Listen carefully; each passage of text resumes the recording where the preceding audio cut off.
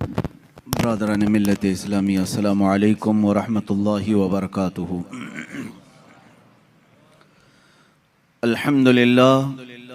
अल्हम्दुलिल्लाहिल हन्नानिल mannan अल्लज़ी खलक़ल इंसान व अल्लमहुल बयान वस्सलातु वस्सलामु अला रसूलिही सय्यिदिल इंसी वल जान व अला आलिही व अस्हाबिही ज़विल खैरि वल इहसान अम्मा बअद फ़अऊज़ु बिल्लाहि मिनश शैतानिर रजीम बिस्मिल्लाहिर रहमानिर रहीम वमा हुवा अलल गैबि बिज़नीन सदक़ल्लाहु मौलानल अज़ीम व बल्लगना रसूलुहुन नबियुल अमीनुल मतीनुल मुख्तारुल करीम व नहनु अला ज़ालिका मिनश शाहिदीन वश्शाकिरीन वल्हम्दुलिल्लाहि रब्बिल आलमीन।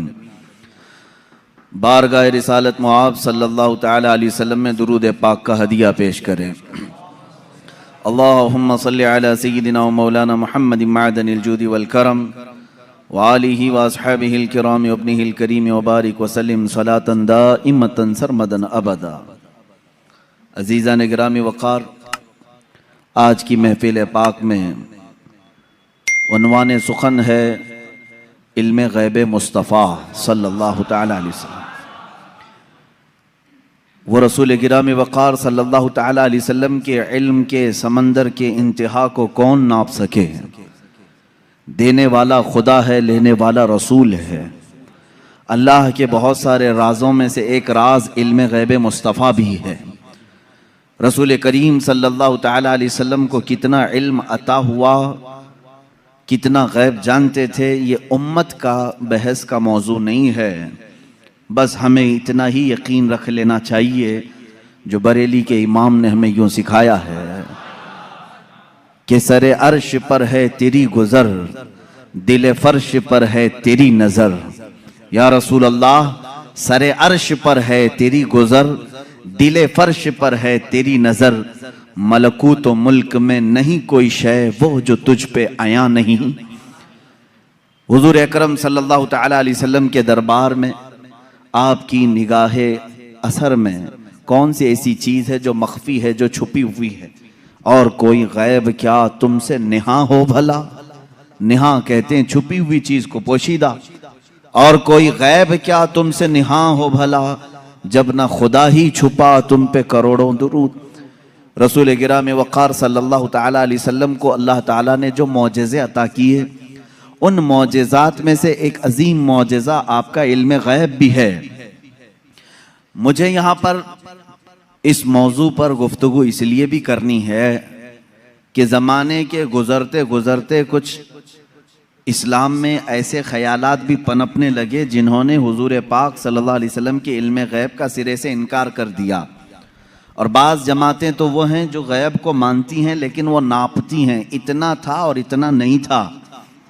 ये सब बिदआत हैं, ये सब नई ईजाद की हुई चीज़ें हैं। फ़िरक़े में नई तालीमात आई कि रसूल पाक सल्लल्लाहु तआला अलैहि वसल्लम को इतना गैब था, उतना गैब था। पहली बात तो ये है कि उनके इल्म को जज कौन करे जो उनसे बड़ा आलिम हो। क्या कोई उम्मती अपने रसूल के इल्म को नाप सकता है? अब यहाँ से मैं आपको कुरानी आयात और अहादीस की रोशनी में और अक़वाल सलफ़ सालिहीन की रोशनी में अर्ज़ करना चाहूँगा, उम्मत के साबिक़ा उलमा से लेकर सहाबा तक का अक़ीदा क्या रहा है हुज़ूर पाक सल्लल्लाहु अलैहि वसल्लम के इल्म गैब को लेकर। और आज अगर ये हमारे ज़माने में फितने का बाइस बन गया, आपस में झगड़े और निज़ा और जंगो जदाल का बाइस बन गया, तो ये समझने की ज़रूरत है कि ये मसला निकला कहाँ से है। जबकि सहाबा में इस बात पर किसी का इख्तिलाफ नहीं था कि हुजूर को इल्म गैब था कि नहीं था। इस पर कोई डिस्कशन आप हदीस की किताबों में नहीं दिखा सकते कि सहाबा आपस में झगड़ते थे कि हुजूर को इस बात का गैब था कि नहीं था, कभी नहीं। बल्कि सहाबा तो सहाबा हैं। उस ज़माने के जो मुशरिकीन थे, जो काफिर थे, उनका भी अकीदा था कि जो नबी होता है वो गैब की खबरें देता है। उनका भी अकीदा था। बात तो यही है, कई लोग आकर के हुजूर पाक सल्लल्लाहु तआला अलैहि वसल्लम से गैब की खबरें पूछते थे। अगर आप अल्लाह के नबी हैं तो फलां चीज़ बता दीजिए, अगर आप अल्लाह के नबी हैं तो फलां चीज़ बता दीजिए। तो उनका हुजूर के पास आकर के इस तरह सवाल करना, ये इस बात की दलील है कि काफिरों का भी अकीदा था कि नबी गैब की खबरें जानता है। सहाबा की तो बात छोड़ें, सहाबा में तो कभी ये बात डिस्कशन में आई नहीं, लेकिन 14 सदियों के बाद उम्मत इस हाल से गुजर रही है कि इनमें भी कुछ बनाम उलमा ऐसे लोग आए जिन्होंने बाज़ाब्ता फ़िरक़ों की बुनियाद रखी और किताबों में लिख मारा रसूल पाक सल्लल्लाहु ताला अलैहि वसल्लम को पीठ पीछे की खबर नहीं थी या दीवार पीछे का इल्म नहीं था। ये वो बातें हैं जो 1400 साल के बाद बाज मौलवी कहलाने वाले हजरात ने लिख दिया या गढ़ लिया और उम्मत को इसी बात पर परेशान कर दिया, जमातें पैदा हो गई। लेकिन मेरे अजीजों, हम जो आज तक अकीदे पर हैं, अल्हम्दुलिल्लाह ये वही है जो 14 सदियां पहले सहाबा का अकीदा था। वो अपने नबी कौनैन सल्लल्लाहु ताला अलैहि वसल्लम के मुतालिक क्या अकीदा रखते थे, कुरानी आयात भी इस बात की शाहिद हैं।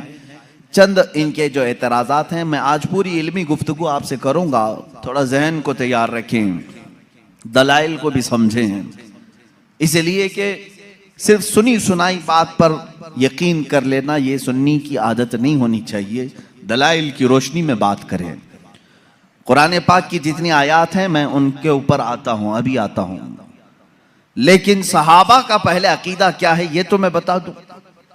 हुजूर पाक सल्लल्लाहु ताला अलैहि वसल्लम के पास एक सहाबी हाजिर होते हैं और वो गरीब सहाबी थे। वो घर से ये सोच करके निकलते हैं उनकी वालिदैन का इंतकाल हो चुका था और गुर्बत बहुत ज़्यादा थी, तंगदस्ती थी। वो सहाबी कहते हैं मैं घर से ये निकला कि आज हुजूर पाक सल्लल्लाहु अलैहि वसल्लम से ये दोनों चीज़ों की दुआ करा लूँ, मेरे माँ बाप की मगफिरत की दुआ हो जाए, मेरे माल में बरकत की दुआ हो जाए। वो आए मस्जिद नबवी शरीफ में, लेकिन मामला ऐसा था कि असर के बाद बड़े बड़े सहाबा हुजूर पाक सल्लल्लाहु अलैहि वसल्लम को घेर कर बैठे हुए थे, इनको जाने का मौका ही नहीं मिला। और ये कहते हैं मेरी हिम्मत नहीं हो सकी सबसे आगे बढ़ कर के मैं अपना मुद्दा रखूं।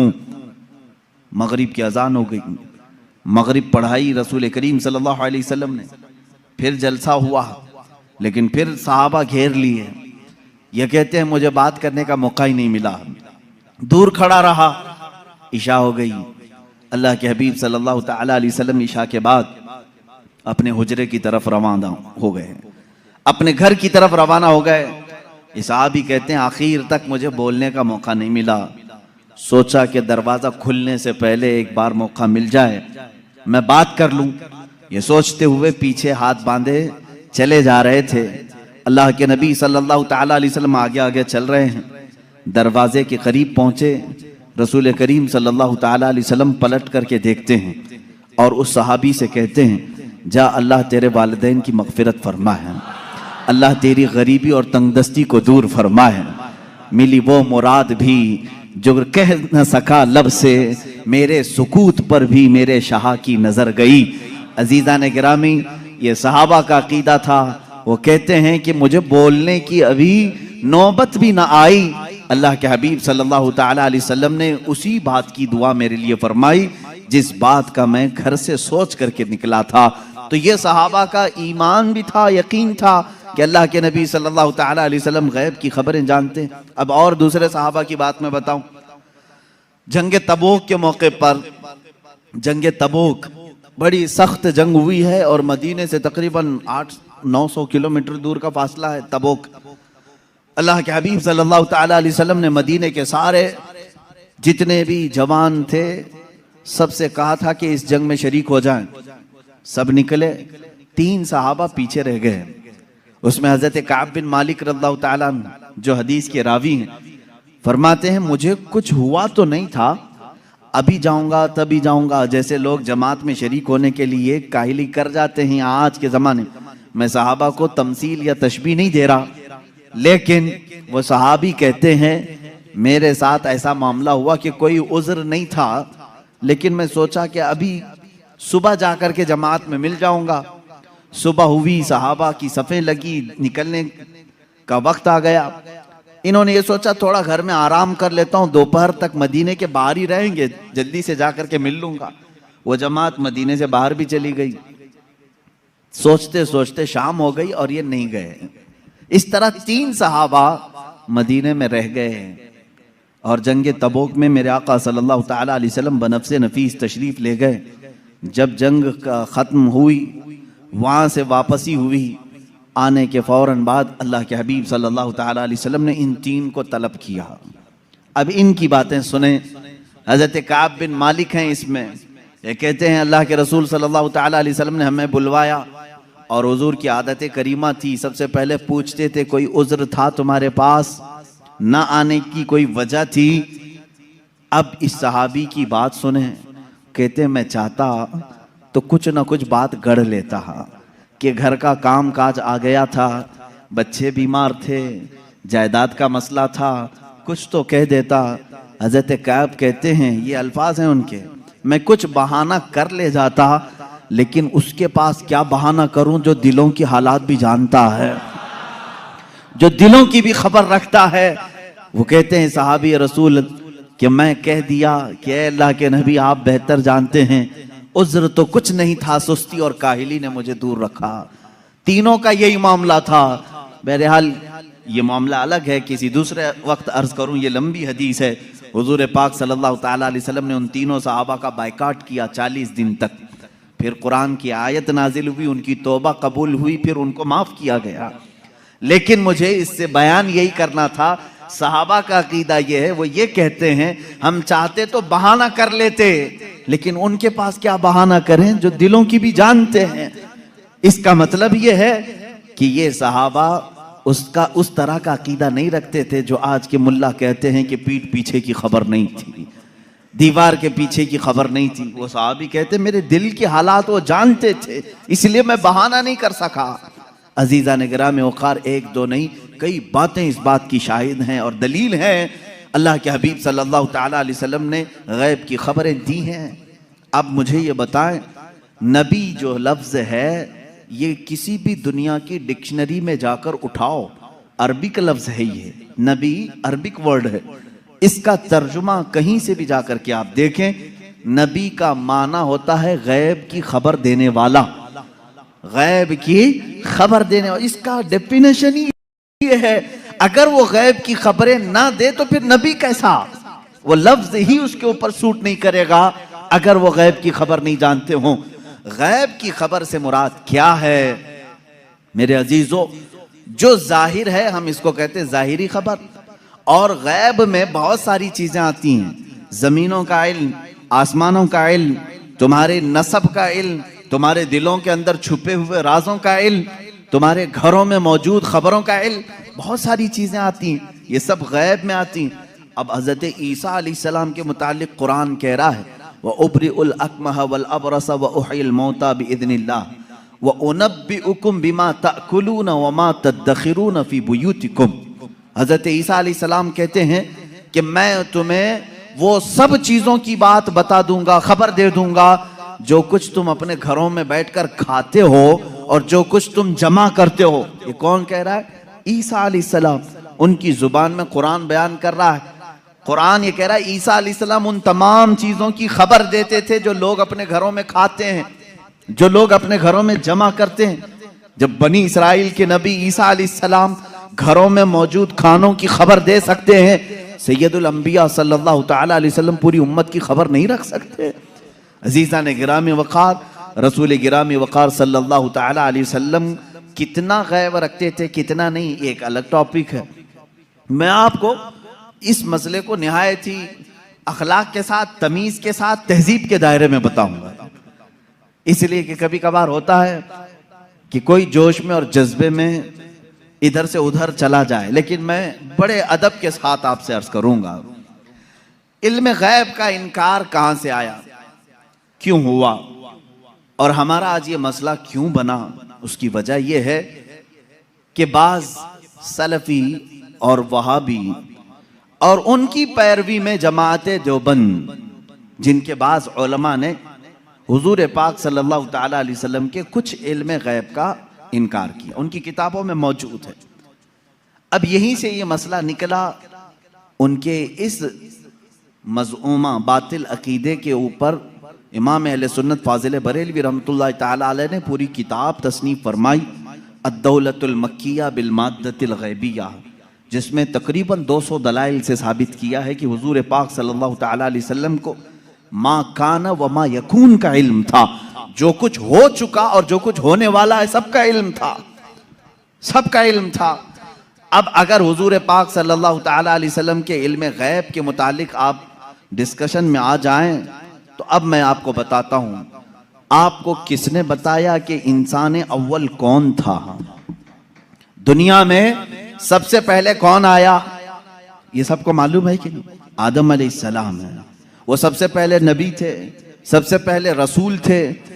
अब इससे पहले भी अगर जाएं, आदम अलैहिस्सलाम को पैदा कैसे किया गया? आदम अलैहिस्सलाम जन्नत में रहे, जन्नत से फिर दुनिया में भेजे गए, उनकी पैदाइश के मामलात, उनके दुनिया में आने के मामलात, फिर सैयदना नूह अलैहिस्सलाम ने तबलीग फरमाई 950 साल, उसके बाद और भी अंबिया इकराम अलैहिस्सलाम के वाक़यात, ये सब बातें आपको बताई किसने? किसने खबर किया? कौन बताया आपको?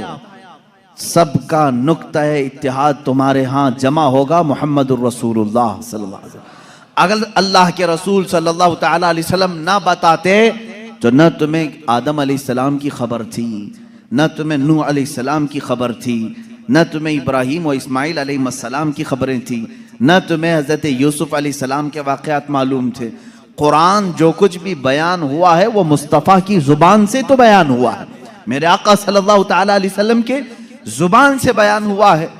तो मेरे अजीज़ों, जो हो चुका हुजूर उसका भी इल्म रखते हैं, जो हो चुका मेरे आका सल्लल्लाहु ताला अलैहि वसल्लम उसका भी इल्म रखते हैं, उसकी खबर रखते हैं। अब बाद में होने वाला ये भी आपको मालूम है, हर मुसलमान का अकीदा है क़यामत आने वाली है या नहीं? अगर इनकार करोगे तो इस्लाम से निकल जाओगे। क़यामत कैसे आएगी इसका पूरा नक्शा भी मालूम है, कैसे आएगी आपने उलमा से सुना होगा, किताबों में पढ़ा होगा। क़यामत के करीब क्या क्या हालात होंगे, निशानियां क्या क्या हैं, ये सब चीजें बताई गई। याजूज माजूज आएंगे, दज्जाल निकलेगा, सूरज पश्चिम से निकलेगा, दाबतुल अर्द आएगा, ये बड़ी बड़ी निशानियां। ईसा अलैहिस्सलाम नाजिल होंगे, इमाम मेहदी का ज़हूर होगा, ये बड़ी बड़ी निशानियां। और उसके बाद एक दिन ऐसा आएगा कि सूर फूंका जाएगा।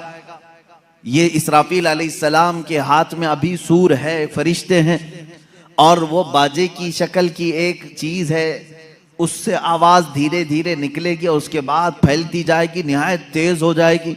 उसी आवाज के धमाके से पूरी दुनिया का इख्तिताम होगा।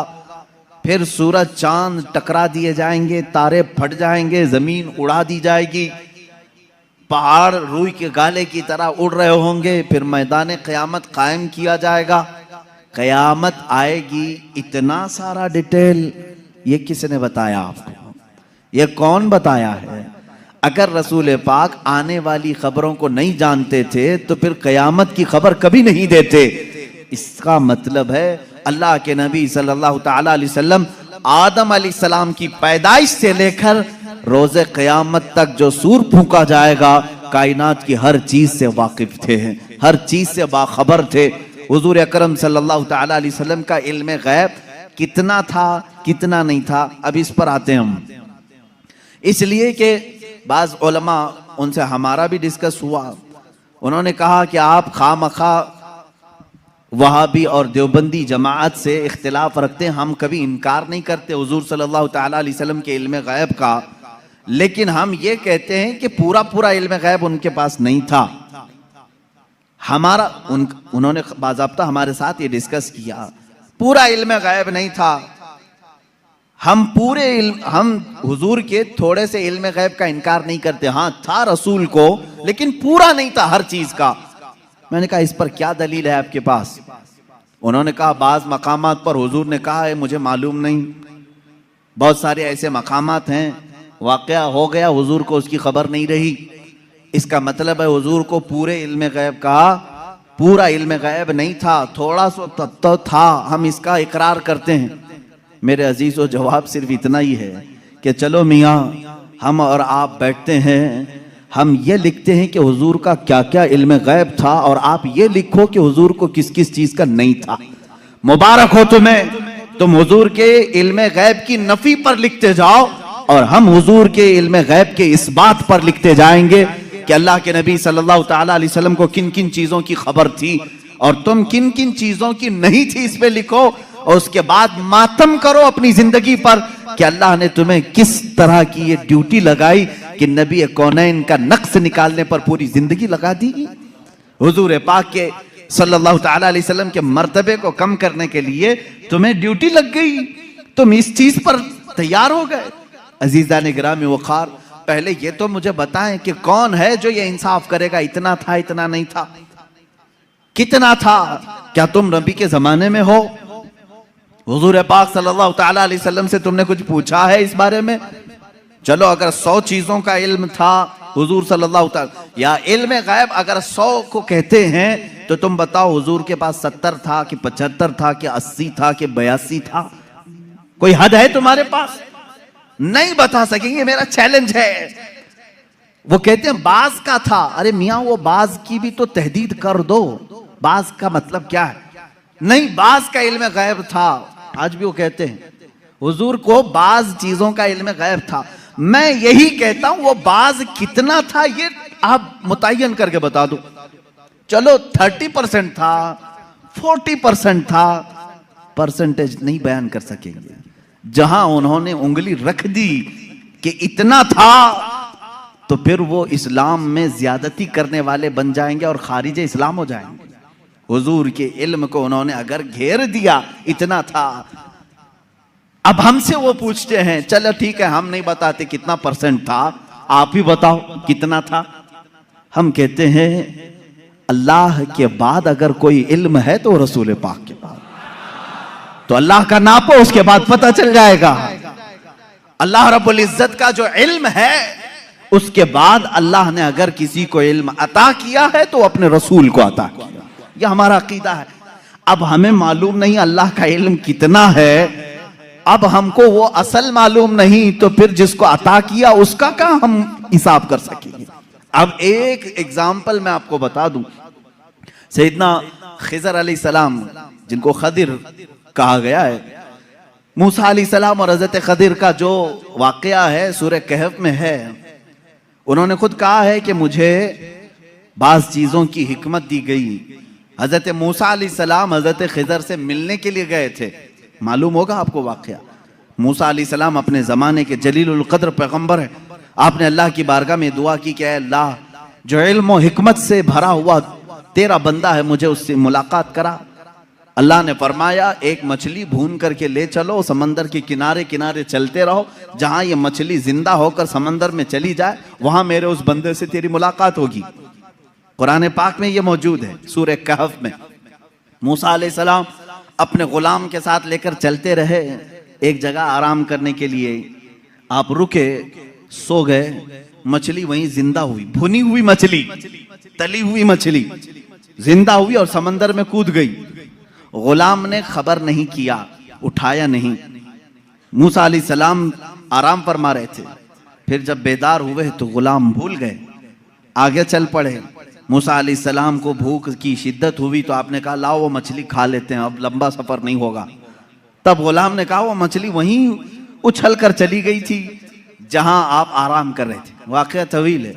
वापस मूसा अलैहिस्सलाम वहां आए तो देखा एक सफेद पोश बुजुर्ग थे। उन्होंने आपका नाम लेकर के आपको सलाम की, मुलाकात हुई। हजरत मूसा अलैहिस्सलाम ने उनसे कहा कि मैं आपके साथ कुछ दिन रहना चाहता हूं।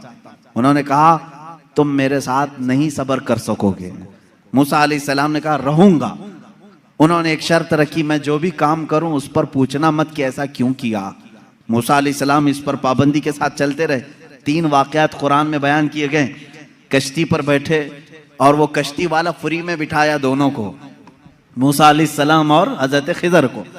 आप हजरत खिजर उसकी कश्ती को फाड़ने लगे। मूसा अलैहिस्सलाम ने कहा कि ये फ्री में बिठाया है, उसकी कश्ती को आप फाड़ रहे हैं। उन्होंने जलाल का इजहार किया, कहा मैंने कहा था आप मेरे किसी काम पर ना सवाल करें। आपने कहा आइंदा नहीं किया जाएगा। कश्ती से उतरे, एक मकाम पर गए, एक गांव में। कुछ बच्चे खेल रहे थे, उसमें खूबसूरत बच्चा था, उसको पकड़ करके उन्होंने मार दिया हजरत खिजर ने। मूसा अलैहिस्सलाम ने फिर पूछा कि आपको यही बच्चा मिला था, इसको आपने मार दिया? उन्होंने फिर कहा, आपने फिर पूछा। उन्होंने कहा, मूसा अलैहिस्सलाम ने आखिरी एक मौका और, एक गांव पहुंचे, गांव वालों से कहा हमको मेहमान बना लो। गांव वालों ने इनकार कर दिया, हम दोनों को मेहमान नहीं रखेंगे और ना खाना खिलाएंगे। वो वहां से निकले, उस गांव की एक दीवार गिर रही थी। मूसा अलैहिस्सलाम से हजरत खिजर ने कहा चलो दोनों मिलकर के दीवार को सीधी करते हैं। मूसा अलैहिस्सलाम ने कहा एक तो गांव वालों ने खाना भी नहीं खिलाया, मेहमान भी नहीं बनाया, इनकी दीवार को हम क्यों सही करें, और आपने ऐसा क्यों किया? हजरत खिजर ने कहा अब यहाँ से तुम्हारा और हमारे जुदाई का रास्ता, हादा फिराकु बैनी व बैनक सउनब्बिउका बितअवील मा लम तस्तति अलैहि सबरा। कुरान कहता है अब खिजर अलैहिस्सलाम ने कहा जिस पर आपको सबर नहीं हुआ उनमें से हर एक की मैं हिकमत बताता हूँ, इसके पीछे छुपा हुआ गैब का इल्म क्या था। ये कौन कह रहा है? सैयदना खिजर अलैहिस्सलाम। इसके पीछे छुपे हुए राज क्या थे? वो कश्ती जिसमें हम बैठे थे, मैंने इसलिए फाड़ा कि किनारे एक बादशाह जालिम जो अच्छी कश्तियों को देख करके गसब कर लेता था, लूट लेता था, मैंने उस पर एहसान करके थोड़ा सा ऐब लगा दिया ताकि इस मजदूर की कश्ती को बादशाह हड़प ना ले, गसब ना कर ले। ये इसके अंदर छुपा हुआ गैब था, गैब का इल्म था। मूसा अलैहिस्सलाम को दूसरे वाक़ये की खबर उन्होंने दी।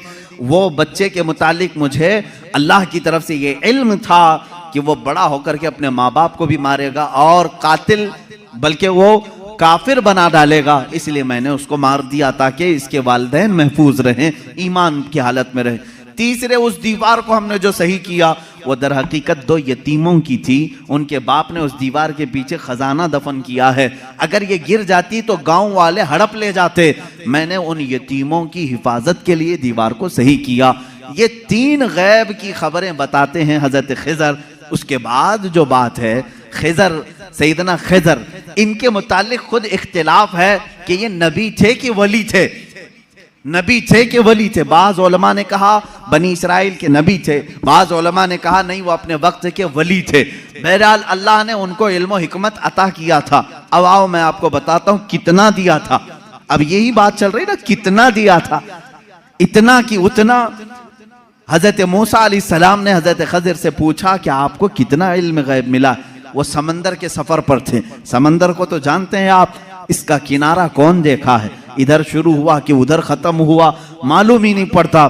समंदर तो वहां तक दिखता है जहां तक आसमान लगा हुआ दिखता है। समंदरों को आपने देखा होगा तो मालूम है, हमने सफर भी किया है, कोई किनारा समंदर का दिखता नहीं जल्दी। हजरत खिजर उस वक्त कश्ती में बैठे हुए हैं मूसा अलैहिस्सलाम के साथ। एक चिड़िया उड़ती हुई आई, बैठी, उसने चोंच मारा और समंदर से कतरा पानी पी और उड़कर चली गई। हजरत खिजर कहते हैं इल्मे इलाही की मिसाल समंदर की तरह है, और चिड़िया ने जितना कतरा पानी उसमें से पिया उतना भी मुझे नहीं मिला है। ये कौन कह रहा है? सैयदना खिजर, बनी इसराइल के नबी, जिनके गैब की खबरें मूसा अलैहिस्सलाम को बताई गई, उतना इल्म था उनके पास जो चिड़िया समंदर के कतरे में, समंदर में से जितना पी ले। मेरे अजीजों, अब यहाँ से कितना और इतना का अंदाजा वही कर सकेगा जो इल्म इलाही को नापा होगा। अल्लाह का इल्म कितना है। अब यहाँ रसूल करीम सल्लल्लाहु ताला अलैहि वसल्लम के दरबार में आते हैं। अगर आप सवाल करते हैं कितना था कितना नहीं था, तो ये मसला हम डायरेक्ट अल्लाह से क्यों ना पूछ लें? ऐ मौला, अता करने वाला तू है, लेने वाला तेरा रसूल है, तू ही बता दे कितना इल्म था। कुरान के पाक की आयत आप चौथे पारे में पढ़ें, पांचवें पारे में पढ़ें, अल्लाह रब्बुल इज्जत फरमाता है वअल्लमका मा लम तकुन तअलम व कान फज़लुल्लाहि अलैका अज़ीमा।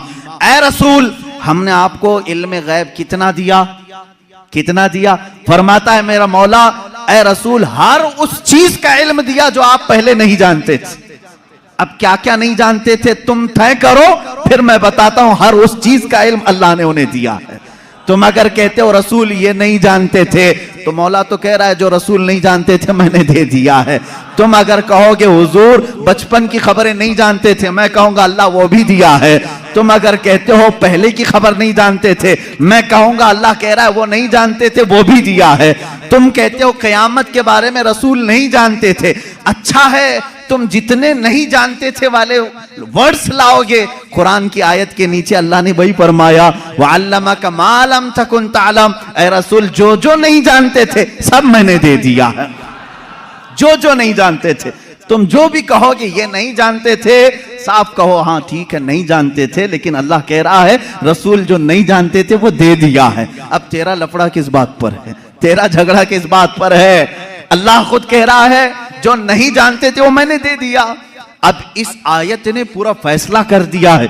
अब यहां पर आए, डिस्कस होता है तो बाज लोग ये कहते हैं कुरान की आयत है, कुरान कह रहा है वइंदहु मफातिहुल गैब ला यअलमुहा इल्ला हु, अल्लाह के पास गैब के खजानों की चाबियां हैं, कोई दूसरा नहीं जानता। एक आयत है। दूसरी आयत जो ये पढ़ करके हमें सुनाते भी हैं और सल्फी और कहते हैं तुम रसूल को इल्म गैब कहते हो, कुरान कह रहा है कुल ला अक़ूलु लकुम इंदी खज़ाइनुल्लाहि वला अअलमुल गैब, ऐ रसूल आप फरमा दे मेरे पास अल्लाह के खजाने नहीं और मैं गैब नहीं जानता। यह आयत में साफ है और मैं चुरा करके नहीं जाऊंगा, साफ पढ़ करके जाता हूं। जो इनके एतराजात हैं, कहते हैं कि रसूल को अल्लाह ने खुद कह दिया ऐ रसूल आप कह दे मैं गैब नहीं जानता। रसूल ने कहा उम्मत से दो चीजें ये बताते हैं, इंदहु मफातिहुल गैब ला यअलमुहा इल्ला हु, अल्लाह के पास है गैब के खजाने की कुंजियां चाबियां, कोई दूसरा नहीं जानता। दो आयतें, एक तीसरी आयत और भी पढ़ते हैं और ये कहते हैं इन्नल्लाह इंदहु इल्मुस्साअति व युनज़्ज़िलुल गैथ व यअलमु मा फिल अरहाम व मा तदरी नफ्सुम माज़ा तक्सिबु गदा व मा तदरी नफ्सुम बिअय्यि अर्दिन तमूत। बेशक अल्लाह के पास 5 चीजों का इल्म है, उसको कोई दूसरा नहीं जानता। कयामत कब आएगी, बारिश कब आएगी, माँ के पेट में क्या है, यअलमु मा फिल अरहाम व मा तदरी, और कोई आदमी ये नहीं जानता कि कल क्या होगा। 5वीं चीज है कोई ये नहीं जानता कि किस जमीन में मरेगा। 21वें पारे की आयत है, अल्लाह फरमा रहे 5 चीजों का इल्म अल्लाह ही के पास है। मेरे अजीजों, ये सवालात के बौछार हैं जो एक सीधे साधे भोले भाले सुन्नी मुसलमान के सर पर लाद दिए जाते हैं और उसे बोझल करके कहा जाता है। कुरान जब ये कह रहा है रसूल को कि आप कह दें कि मैं गैब नहीं जानता, और अल्लाह कह रहा है कि गैब के खजाने की चाबियां उसी के पास है किसी के पास नहीं, तो जवाब देना मुश्किल होता है। बाज बंदों को कहते हैं हाँ सही बात है, हमारे मौलवी हजरात ने कुछ और बताया था, यहाँ बातें। मैं आज आपको खुल करके इन तमाम चीजों की वजाहत करूंगा। एक बात मैं तकरीबन यहाँ पर 100 किताबों से साबित कर सकता हूँ। मुसन्निफीन, शारहीन हदीस, सीरत निगार, मुहद्दिसीन, मुफस्सिरीन कुरान, इनकी पूरी जमातों के तकरीबन 100 अइम्मा इकराम की किताबों से हम साबित कर सकते हैं। इन सारी आयतों में अल्लाह ने जो फरमाया है कि किसी के पास नहीं, इसका मतलब क्या है? गैब के खजानों की चाबियां किसी के पास नहीं। मेरे अजीज, उससे कहो हम भी यही मानते, अल्लाह के सिवा किसी के पास नहीं। पहली आयत पर मैं बात कर रहा हूं, हमारा भी अकीदा यह है गैब के खजानों की चाबियां सिर्फ अल्लाह के पास है। लेकिन उसी आयत में ये कहीं दिखा दो कि उस खुदा ने यह भी कहा हो कि मैं किसी को देता भी नहीं। इस आयत में मुझे ये दिखा दो। ये तो मैं भी मानता हूं कि अल्लाह ने फरमाया गैब के खजानों की चाबियां सिर्फ उसी के पास हैं, मालिक वही है। लेकिन क्या उसने इस आयत में यह भी कहा कि मैं ये किसी को देता ही नहीं? ये मुझे बता दो। कहीं कहा अल्लाह ने मैं किसी को देता है नहीं? लेकिन मैं तुम्हें बताता हूं, अल्लाह दूसरी जगह फरमा रहा है वमा कान अल्लाहु लियुत्लिअकुम अलल गैब वलाकिन्नल्लाह यज्तबी मिन रुसुलिही मन यशा। अल्लाह रब्बुल इज्जत के पास इल्म गैब के खजाने हैं, कोई दूसरा इसका मालिक नहीं। हाँ, अल्लाह फरमाता है वलाकिन्नल्लाह, लेकिन अल्लाह अपने बंदों में से जिसे चाहता है गैब के खजाने देता है।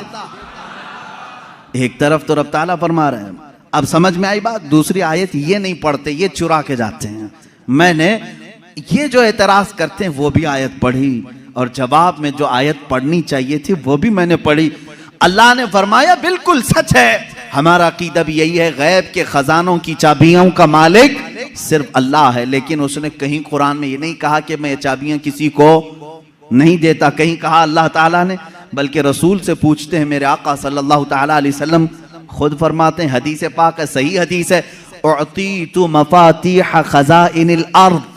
मेराज की रात आपको अल्लाह ने क्या क्या दिया? हुजूर फरमाते मुझे जमीन के सारे खजानों की चाबियां अल्लाह ने दी। रब है मोती ये है कासिम, रिस्क उसका है खिलाते ये हैं। टेंशन तीसरे को क्यों है, तकलीफ तीसरे को क्यों है? अल्लाह फरमा रहा है देना चाहे वो अपने बंदों में से जिसको चाहे दे दे। एक आयत ये है। अब दूसरी बात, आप ऐ रसूल फरमा दें कि मैं गैब नहीं जानता। एक आयत ये भी पढ़ करके बता, देखो 7वें पारे में है, अल्लाह ने फरमाया ऐ रसूल आप कह दें मैं गैब नहीं जानता। इसका मतलब क्या है? जब रसूल खुद फरमा रहे हैं मैं गैब नहीं जानता। अजीज़ान गिरामी वक़ार, हर आयत का पस मंज़र देखना होगा कि आयत क्यों नाजिल हुई, किस मकाम पर नाजिल हुई। अजीज़ान गिरामी वक़ार, रसूल करीम सल्लल्लाहु ताला अलैहि वसल्लम के लिए कोई ये अकीदा न गढ़ ले कि जैसे खुदा का इल्म है वैसे रसूल का भी इल्म है। ये शिर्क हो जाएगा। किसी सुन्नी का ये अकीदा है? क्या आप रसूल को खुदा के बराबर समझते हैं? रसूल का इल्म खुदा के इल्म के बराबर है? नहीं। अल्लाह का इल्म उसका अपना जाती इल्म है और रसूल का जो इल्म है वो अता किया हुआ है। खुदा को किसी ने अता किया, लेकिन रसूल को अल्लाह ने अता किया है। अब यहां पर अल्लाह ने जो रसूल से फरमाया ऐ रसूल आप कहते मैं गैब नहीं जानता, इसका मतलब वैसा गैब जो अल्लाह का है वो मैं नहीं जानता, हाँ वो सब जानता हूं जो अल्लाह ने मुझे दिया है। बात समझ में आ गई? ये दूसरी आयत हो गई। तीसरी आयत, जो 5 चीजों का इल्म अल्लाह के पास है, वो कौन कौन सी 5 चीजें मैंने बता दिया। कयामत कब आएगी, माँ के पेट में क्या है, बारिश कब आएगी, कौन कहाँ मरेगा और कल क्या होने वाला है। ये 5 चीजें 21वें पारे में अल्लाह ने फरमाया। ये बहुत सारे लोग एतराज के तौर पर इसी आयत को पेश करते हैं, कहते हैं देखो रसूल को अल्लाह ने इन चीजों से भी दूर रखा था, ये 5 चीजों की खबरें नहीं। जबकि आप हदीसें पढ़ें तो ये 5 चीजों की खबरें हुजूर ने दी हैं। कुरान कह रहा है इसका इल्म किसी के पास नहीं और रसूल यहां खबरें दे रहे हैं। एक टुकड़ा उसमें से मैं बता दूं, एक टुकड़ा अल्लाह के नबी सल्लल्लाहु ताला अलैहि वसल्लम की हदीस की तरफ मैं ले जाऊंगा। कुरान की आयत का एक टुकड़ा, कौन कहां मरेगा ये नहीं जानता कोई। वमा तदरी नफ्सुम बिअय्यि अर्दिन तमूत। लेकिन जंगे बद्र का मौका है, दूसरे दिन जंग होने वाली है। रात के वक्त मेरे आका सल्लल्लाहु अलैहि वसल्लम अपने हाथ में छड़ी लेकर के चल रहे हैं। मुस्लिम शरीफ की हदीस है, सही मुस्लिम शरीफ की हदीस। हुजूर सल्लल्लाहु ताला अलैहि वसल्लम अपने हाथ में लकड़ी लेकर मैदान में आए। अपने सहाबा को हौसला दिलाना था कि तुम घबराओ मत, कल क्या होने वाला है मैं बताता हूं। कुरान कह रहा है कल क्या होने वाला है वो किसी को नहीं मालूम। और रसूल कह क्या टकराव है क्या रसूल में और कुरान में? मैं इसको बताऊंगा मेरे अजीजों जवाब के जरिए से। कोई टकराव नहीं, टकराव तो इनके पेट में। यहां हुजूर पाक सल्लल्लाहु ताला अलैहि वसल्लम ने अपनी लकड़ी उठाई और सहाबा से कहा इधर हटो, एक गोल लकीर खींची और फरमाया देखना कल जंग खत्म होने के बाद अबू जहल यहां मरेगा, अबू जहल गिर करके यहीं मरा होगा। दूसरा दायरा खींचा और एक काफिर का नाम लिया, कहा यहां उतबा मरेगा, यहां शैबा मरेगा। कुरान कह रहा है कौन कहां मरेगा ये किसी को नहीं मालूम और रसूल लकीर खींच करके बता रहे हैं अबू जहल यहां मरेगा। अब जिस सहाबी ने ये हदीस रिवायत की है, आप हदीस के आगे के अल्फाज पढ़ें, इनकार की गुंजाइश उनके पास भी नहीं, इसलिए कि मुस्लिम शरीफ की हदीस है, मुस्लिम शरीफ की हदीस है जो बुखारी का दर्जा भी रखती है बाज मकामात पर। मेरे अजीजों साहबी कहते हैं जंग हुई, खत्म हुई, दूसरे दिन हम फतह का जश्न मना रहे थे, लेकिन मैदान में जब काफिरों की लाशें घसीटने के लिए आए तो हमने देखा रसूल पाक सल्लल्लाहु अलैहि वसल्लम ने जो दायरा खींचा था जिसके नाम का, वो एक बाल बराबर भी बाहर नहीं गिरा था, वहीं गिर। अबू जहल के लिए जो पिंजरा बनाया गया था उसी में मरा है। उतबा और शैबा के लिए जो डेडलाइन खींची गई थी वहीं उनका डेड हुआ है, आखिरी वहीं खत्म हुए हैं। मेरे अजीजों कुरान कह रहा है कल क्या होने वाला है ये किसी को नहीं मालूम। रसूल ने एक दिन पहले जंग कल कैसे होने वाली वो बता दिया। दूसरी चीज कुरान कह रहा है कौन कहां मरेगा ये नहीं मालूम, रसूल तो जमीन खींच करके बता रहे हैं। 2 चीजें तो यहां हो गई, मां के पेट में क्या है ये भी कोई नहीं जानता। तुम रसूल की बात आते हो तो यहां कहते हो देखो रसूल, कुरान कह रहा है मां के पेट में क्या है वो नहीं जानता। तुम तो डॉक्टरों के बारे में भी इतना इल्म रखते हो कि सोनोग्राफी से बता देते हैं लड़का है कि लड़की है। आज के जदीद इल्म में इसका तो इनकार नहीं है। अब ये कुरान की आयत जिस चीज को मना कर रही है कोई नहीं जानता इसका मतलब क्या है, इसका मतलब क्या है। अब बारिश का मसला है, बारिश कब होगी ये किसी को नहीं मालूम, बारिश कब होगी ये किसी को नहीं मालूम। लेकिन बारगाह मुस्तफ़ा सल्लल्लाहु अलैहि वसल्लम में एक साहबी हाजिर हुए, कहा कि आका कहत पड़ गया है, बकरियां सूख रही हैं, जानवर मरने के करीब में, बारिश नहीं है, कब आएगी। ये किससे पूछने आए साहबी? रसूल पाक से। जबकि कुरान कह रहा बारिश कब आएगी ये किसी को नहीं मालूम। मालूम होना ना होना अलग बात है। रसूल पाक ने कहा अभी नाजिल कर दे। हुजूर पाक सल्लल्लाहु ताला अलैहि वसल्लम को अल्लाह ने इतना इख्तियार अता किया कि आपने हाथ उठाया और कहा ए मौला हमारे कहत साली को दूर कर दे, बारिश बरसा। वो साहबी कहते हैं हमारे हाथ नीचे भी नहीं हुए थे कि बारिश शुरू हो गई, और इतनी हुई 8 दिन तक होती रही। दोबारा वो आए वही साहबी, उन्होंने कहा आका अब पानी भर गया है और घरों में आ रहा है, आप इतना कह दें कि अब बारिश